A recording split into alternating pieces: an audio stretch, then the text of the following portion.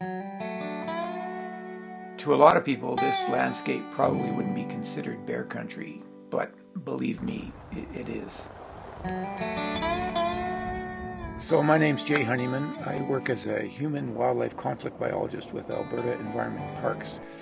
I guess my main responsibility is to do large carnivore conflict mitigation. So that basically means I'm trying to prevent carnivores from getting into conflict with landowners.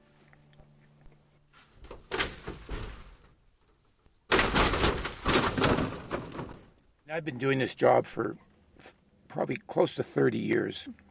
And the main theme with all of the conflict that I've been dealing with over that time is food.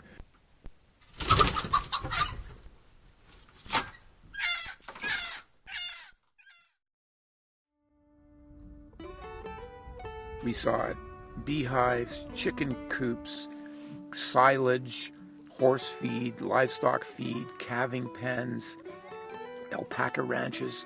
All of these places we were able to put some fence up, and we haven't had a reoccurrence. Well, you know, by reducing conflict and removing these attractants so that bears aren't interested in coming onto people's properties, we're not having to euthanize bears, we're not having to relocate bears, we're not having property damage for the landowner, and we're not having public safety issues with bears hanging around properties. We don't have any of that. Again, by removing the food source, it's a win-win for everybody, and it's something that we should be doing more of.